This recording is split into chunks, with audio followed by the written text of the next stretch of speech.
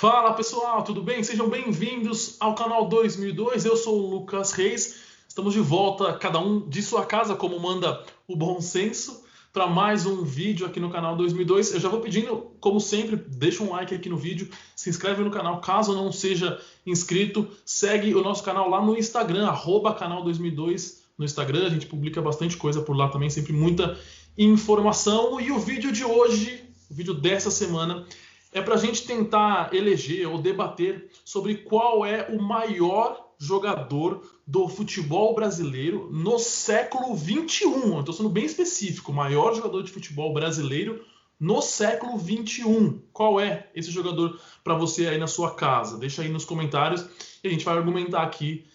Cada um de nós vai deixar o nosso voto. Mais uma vez aqui comigo, o Yuri Rizzo. Fala aí, Yuri, tudo bem, cara? Fala galera, tudo bem? Lucas, beleza? Cabelo Beleza. crescendo mais do que o coronavírus, mas faz parte, né, gente? Vamos lá.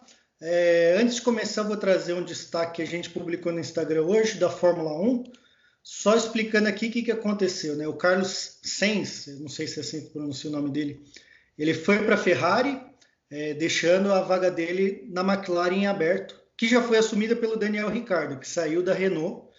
E cogitando boatos de que Vettel pode assumir essa vaga, né? Porque o Vettel já saiu da Ferrari, né?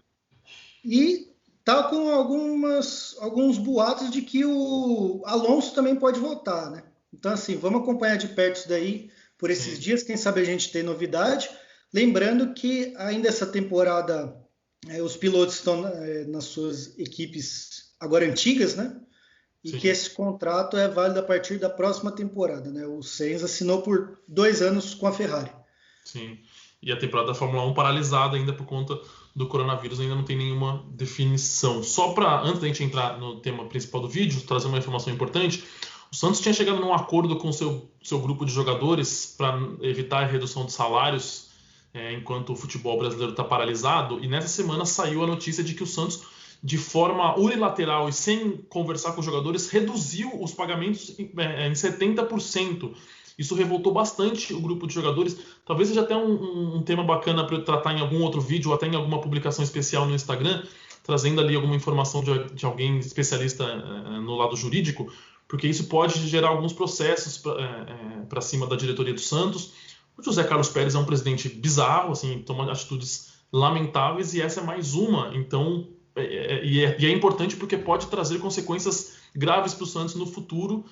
Eu imagino os jogadores voltando após a paralisação, se apresentando no clube. Com que ânimo esses caras vão defender a camisa do Santos, que tinha acabado de cortar 70% do salário deles sem chegar a acordo nenhum, sem comunicar nem nada.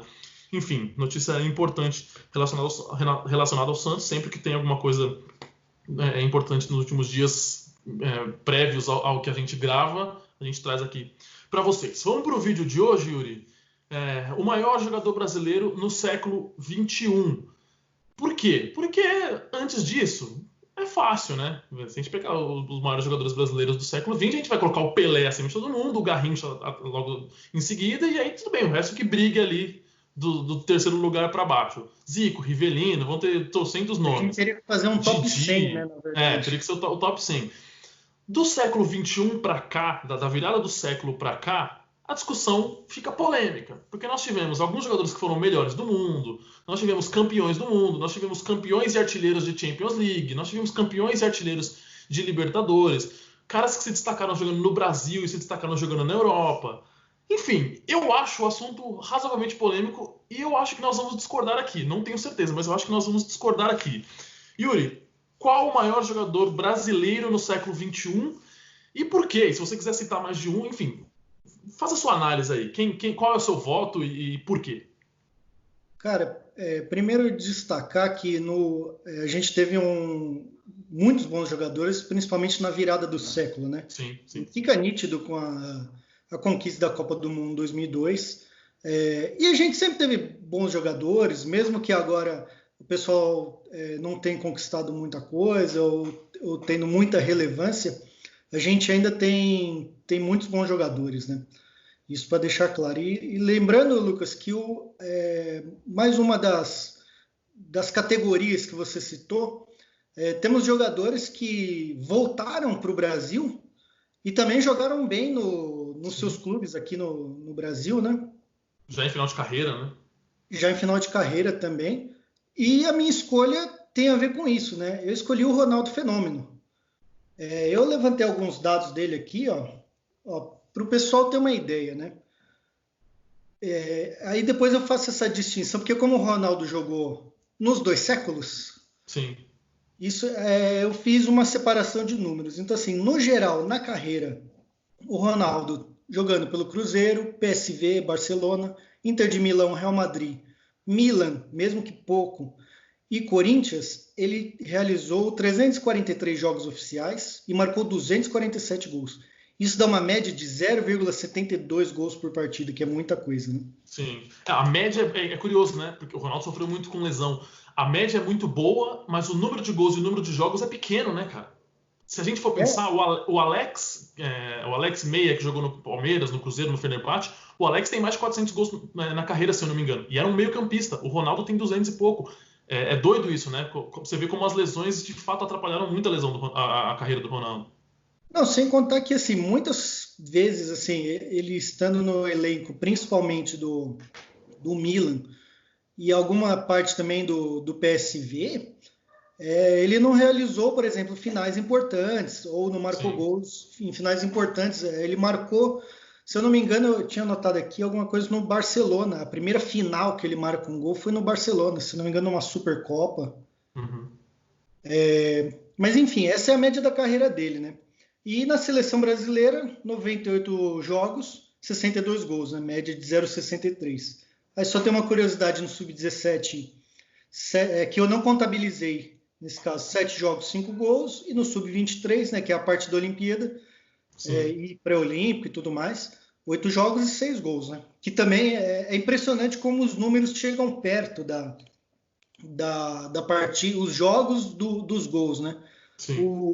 Se você pegar aqui, desses números que eu falei, a única equipe que ele marcou menos da metade, né, que seria 0,5 gols por partida, foi no Milan, onde ele marcou 9 gols em 20 jogos, né, que dá um pouquinho menos. Ele quase chega lá, né? Na quase média. Chegou.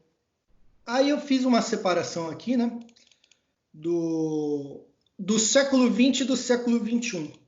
Eu acredito realmente que o Ronaldo despontou muito no século XX, aqui os números também são altíssimos dele, mas ele teve uma grande importância no século XXI, ganhou Copa do Mundo, jogou naquele Galácticos, que a gente vai até entrar um pouquinho nisso, que não foi vencedor, aquele Galácticos já com o Beckham, né? Que o Beckham e o Owen, aliás, que o Owen veio do Liverpool no ano seguinte. Né? Então, assim, antes aqueles Galácticos que ganharam a La Liga 2002-2003, tinha o Ronaldo, Figo, Zidane e Raul, né? Sem falar de outros nomes. Então, com a chegada do Beckham e do Owen, eles realmente não ganharam títulos, a gente vai debater isso daqui a pouco. Bom, aí eu separei século XX, 155 jogos entre Cruzeiro, PSV, Barcelona e Inter de Milão e 130 gols. Uma média de 0,84 gols por partida. É muita coisa. Sim, muita coisa. Digamos, a grosso modo, praticamente ele deu uma assistência. Se a gente não pode contar um gol por partida, então vamos supor que ele deu uma assistência por jogo, falando numa linguagem mais boba aqui. E já no século XXI, né, ele ainda tinha contrato com a Inter de Milão. Ele realizou apenas 10 jogos e marcou 7 gols. Mesmo assim, isso voltando da lesão, né? Sim. Isso pré-Copa do Mundo. Então, mesmo com poucos jogos, ele ainda marca 7 gols, né? Aí, Real Madrid, 127 jogos, 93 gols. O Milan, como eu falei, 20 jogos, 9 gols. E no Corinthians, 31 jogos e 18 gols, né? 188 partidas, 127 gols, média de 0,67. Vamos dizer que foi junto com a seleção brasileira, a média mais baixa dele, né? 0,63, 0,67 ali, que ainda é um número muito absurdo, né? Sim. Juntar tudo aqui, profissional, seleção brasileira, juniores, ele teve uma média de 0,7, né? Que chega ali perto do que ele teve por clube. Gols na carreira, né? Destacar um pouquinho os títulos, né? Ele ganhou a Copa da Holanda, né, pelo PSV em 95, 90. Perdão, eu pulei o Cruzeiro aqui. Campeonato Mineiro de 94, Copa do Brasil 93. Aí PSV ele ganhou a Copa da Holanda 95, 96. A Copa Johan Cruyff, né, a Shield, que é aquela Supercopa que eles realizam antes do campeonato começar. Sim. Barcelona, Copa do Rei.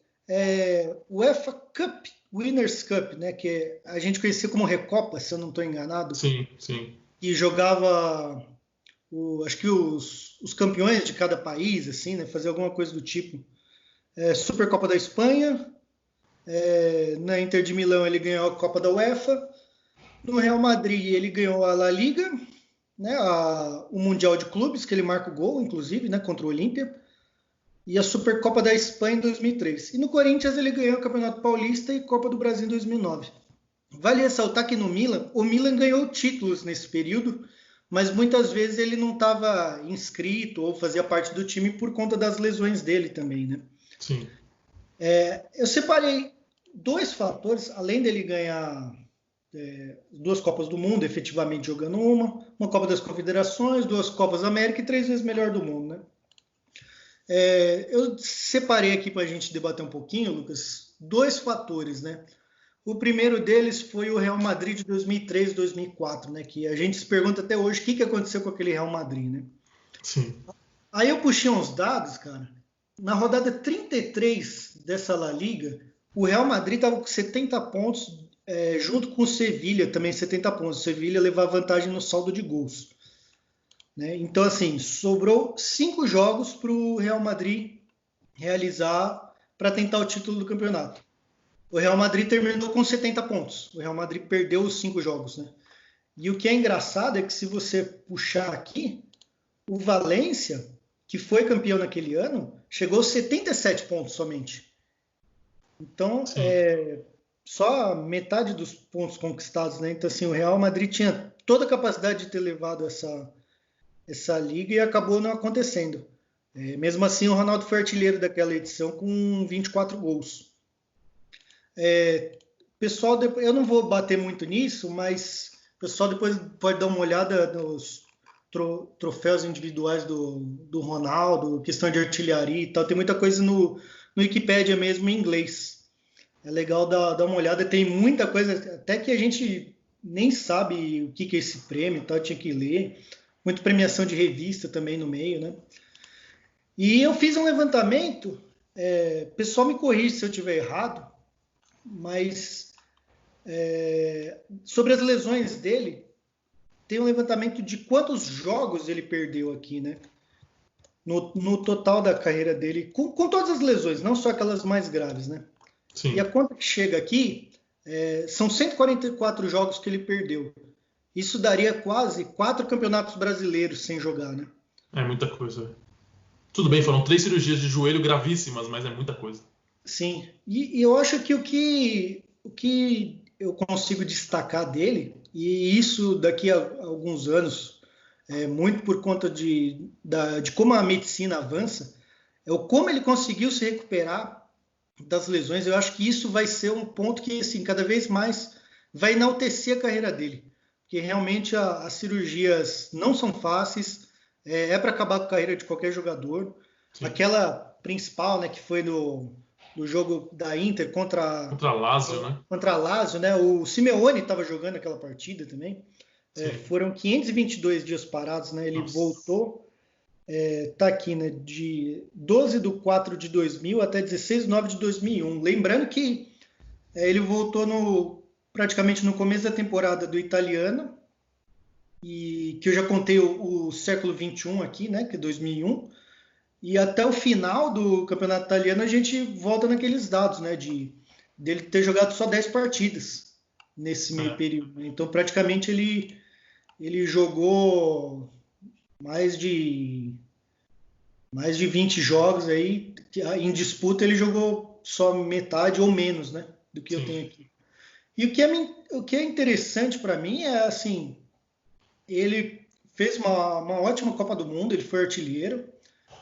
Eu acredito realmente que ele fez uma Copa do Mundo de 98 melhor do que a de 2002, mas 2002 ele venceu. Aí depois ele vai para o Real Madrid, ele desponta absurdamente no Real Madrid, mesmo o Real Madrid não ter ganho tudo que podia, né? O Mauro César fez até uma análise disso outro dia, que o Ronaldo podia ter ganho muito mais título do que ele ganhou, né? E é verdade. De Sim. repente, até se o time tivesse melhor, ou de repente se o Ronaldo, a gente fica imaginando como é que seria o Ronaldo no Milan no começo dos anos 2000, por exemplo, que o Milan tinha um time fortíssimo, né? Ou por O exemplo, Ronaldo no lugar do Inzaghi, por exemplo. então, ou por exemplo, como é que o Ronaldo e outros nomes que eu sei que você vai falar também, Lucas, como é que eles estariam, por exemplo, numa Premier League hoje? Sim. Isso acho que é um ponto interessante, né? E fora isso, né, todos os problemas que teve ainda no Corinthians, né? Ele teve extrema importância no Corinthians, na conquista do Campeonato Paulista e na Copa do Brasil. No Campeonato Paulista foi ganho de forma invicta. E ele marcou aquele gol, né, que foi o primeiro dele com o Corinthians contra o Palmeiras na, nos acréscimos do segundo tempo, aquela história do alambrado Derrubou o todo. alambrado, o presidente por Então, dentro, assim, né? até para os torcedores de time, né, isso não entra na análise mais técnica futebolística, Sim. mas a imagem que o cara passa, né, de todas essas coisas, o cara voltar de lesão, o cara ter papel importante, marca um gol, marcou aquele gol contra o Santos na final, aquele gol absurdo, ganhou a Copa do Brasil, jogou nos times rivais, né, Inter de Milão e Milan, Real Madrid e Barcelona. Então, assim, tem toda essa imagem dele de superação, de estar nos momentos certos, né? A bola cai para ele no momento certo mesmo, né? A carreira dele mostrou muito isso. E o cara jogava demais, né? Essa é a grande Sim. verdade. Sim, sem dúvida. Quando eu fui fazer esse exercício, esse raciocínio para eleger aquele que, na minha visão, é o maior jogador brasileiro no século XXI, eu tentei selecionar alguns nomes e eleger um dentro desses nomes. Eu pensei, será que o Rivaldo entra nessa lista? E o grande momento do Rivaldo foi até 2002, né? Especialmente em 99, mas até 98, 99, até 2002 ele foi bem. E eu achei que o Rivaldo, pensando exclusivamente em século XXI, o Rivaldo não entraria. Quem que eu elegi como os maiores brasileiros no século XXI? O Ronaldo Fenômeno, Ronaldinho Gaúcho, Kaká e Neymar. Para mim, são os 4 maiores do futebol brasileiro nesse século. Desculpa te cortar rapidinho também, porque um dos fatores que me fizeram escolher o Ronaldo, mesmo não sendo o Ronaldo de 2009, o mesmo Ronaldo de 98 ou 99, Sim. O quão ele conseguiu jogar, não digo em alto nível a carreira inteira, né? Mais para o final, claro, mas jogar bem Sim. por esse período de tempo, assim. O cara joga desde 93, 94 bem, até jogar ali 2009, 2010 já foi um pouco mais discreto ali no Corinthians, mas teve sua importância nisso tudo, né? Sim, sem dúvida. E apesar das lesões, né? Porque o cara, se conseguir se manter apesar das lesões, é algo de outro mundo. Então eu elegi esses 4: Ronaldo, Ronaldinho, Kaká e Neymar. O Neymar e o Kaká, inclusive, só jogaram nesse século, né? O Ronaldinho Gaúcho ainda começou ali no final dos anos 90. O Kaká surge em 2001, 2002. O Neymar surge ali em 2008, 2009. O Ronaldo, cara. O Ronaldo, eu acho que ele é o maior camisa 9 que eu vi na minha vida. E é um centroavante espetacular, com uma carreira de superação incrível, assim, uma coisa absurda. Mas ele não é o meu voto. Por que não é o meu voto? Porque eu acho que o melhor do Ronaldo foi ali entre 97, 98, 99 até a lesão, né? Não, 97 e 98, cara. O início dele de Inter de Milão é uma coisa absurda. É o momento em que ele ganha o apelido de fenômeno e é uma coisa absurda, absurda. A Copa de 98 é num nível muito alto. Mas ele jogou muito em 2002. Ele jogou muito em 2002. Inclusive, Lucas, na primeira partida que ele se machuca, se eu não me engano, com a Leti, né? Porque ele se machuca com a Leti, fica afastado e Volta, se volta, machuca contra a Lazio. se machuca contra a Lazio. Nessa partida contra a Leti, eu tava vendo uns vídeos, cara, assim, você fala, meu, o que foi isso, cara? Assim, e não só de chute, de gol, mas questão de arrancada, de passe, Sim. de cruzamento, é fantástico, cara. O Ronaldo Inter E do Real É Madrid também. um momento absurdo. E o Ronaldo jogou muito no Real Madrid. Ele jogou muito no Real Madrid mesmo. Tanto que ele é muito querido no Real Madrid. O Ronaldo não é um multicampeão com a camisa do Real Madrid. por N questões, porque os Galácticos não deram certo, enfim, não funcionou aquele time. Mas ele é muito querido, cara, porque ele jogou bola, de fato, no Real Madrid. Mas eu acho que ele ainda assim ficou abaixo do que ele já tinha jogado.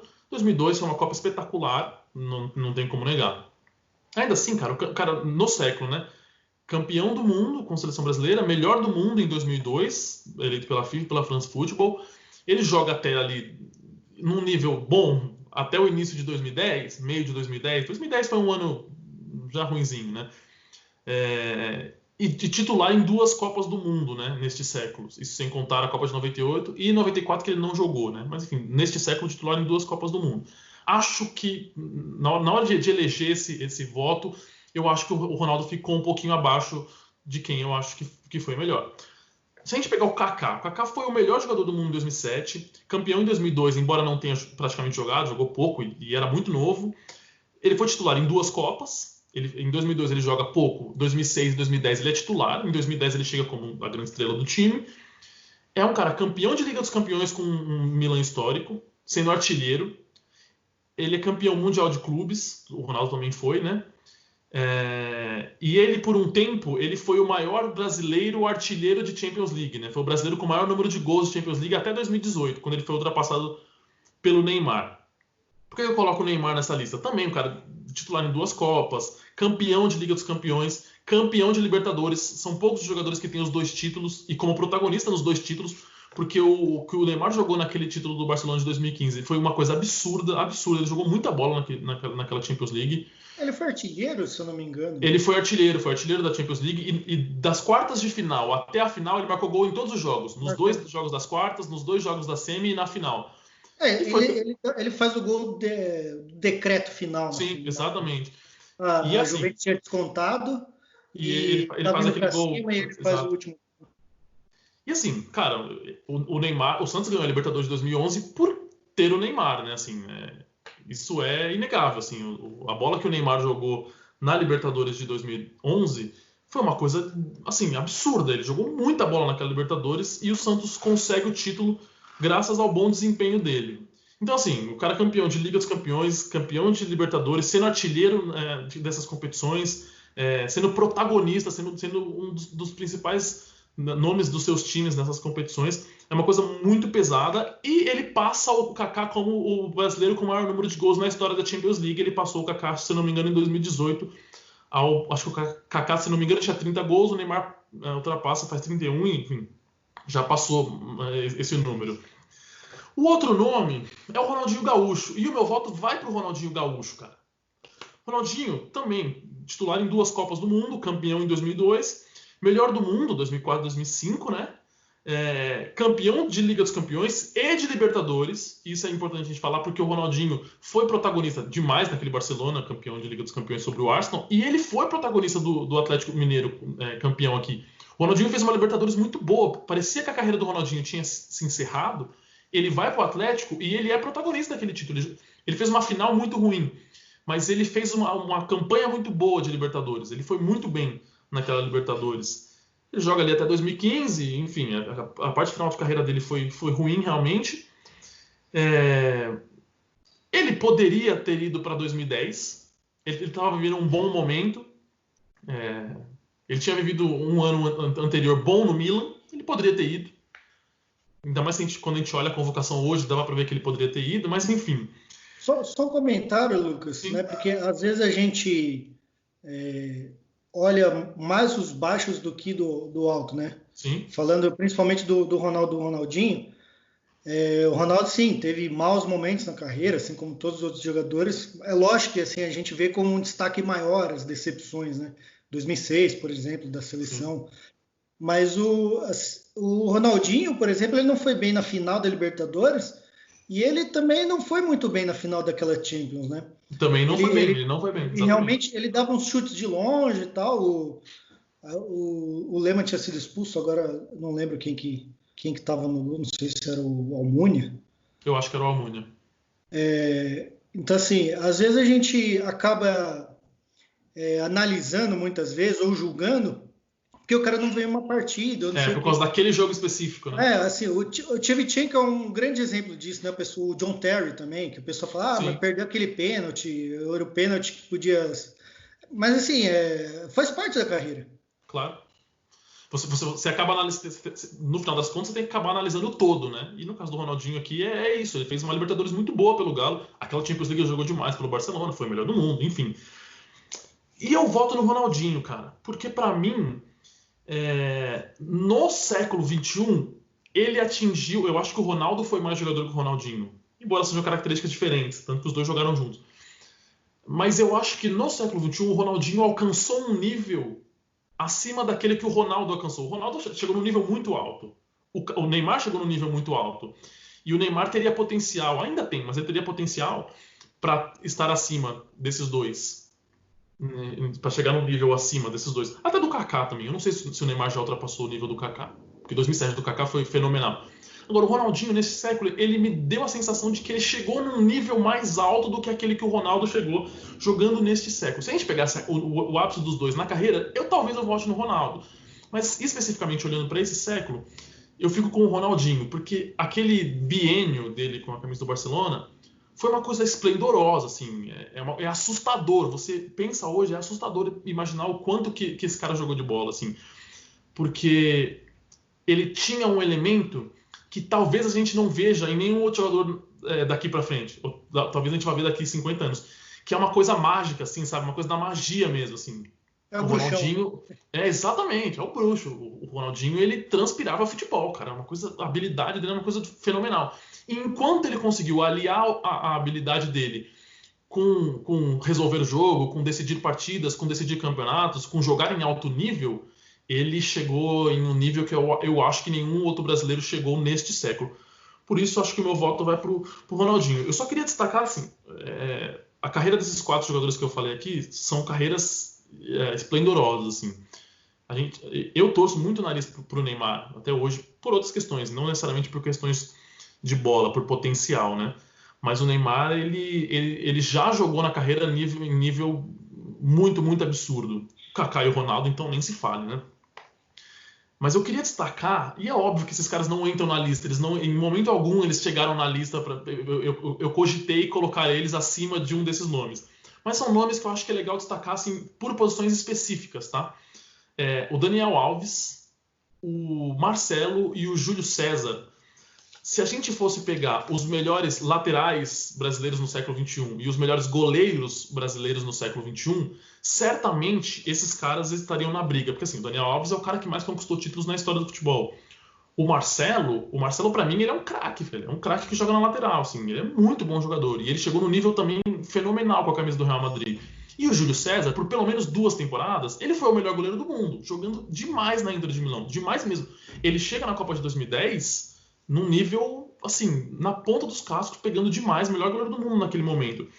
Então, assim, óbvio, eles não entram nessa lista, eles não estão ali no nível desses 4 que eu selecionei, mas quando a gente olha especificamente para posições, e de repente a gente até consegue fazer um vídeo alguma outra hora pensando nisso, esses caras, para mim, eles certamente se destacam.